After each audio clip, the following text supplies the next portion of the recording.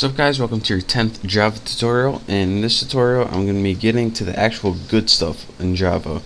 So in this tutorial I'm going to be showing you guys what if statement is and how to use it to make a decision. There's going to be a lot going on in this tutorial, so pay attention.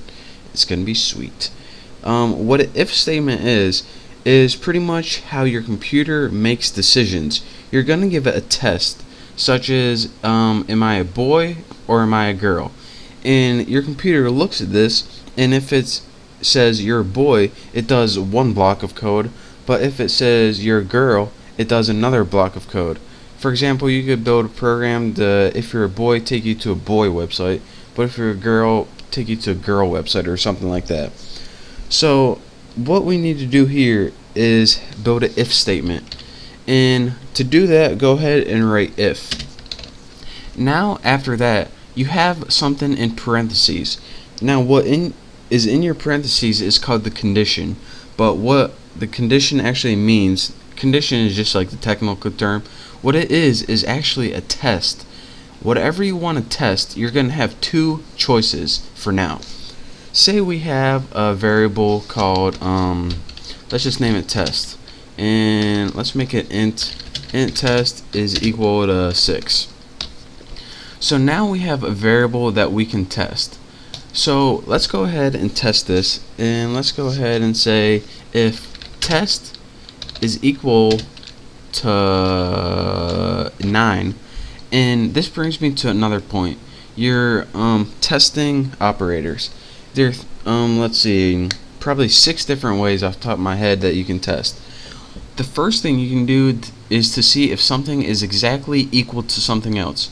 So this means if 6 is exactly equal to 9, remember you don't use one equal sign, because when you use one equal sign, that means you're assigning it to value. When you're testing it, you use 2, because you don't want test to equal 9, you just want to test if it is equal to 9. So that test, if the variable called test is equal to the value 9.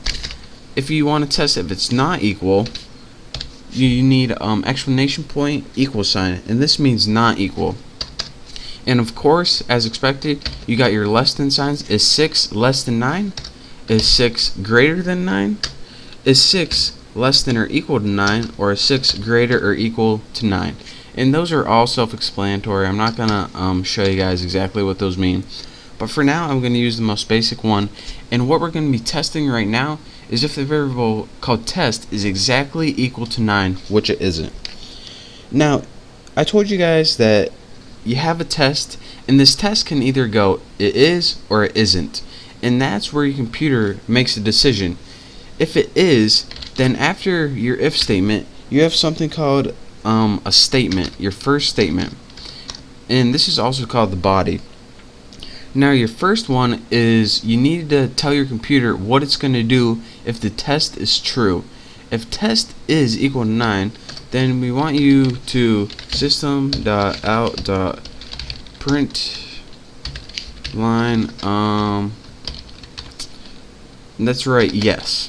Just write something simple. Now the first thing you do is tell your computer what to do if test is equal to 9, and this is what it does if it is equal to 9. But as you can see, test isn't equal to 9, so what do we want to do now?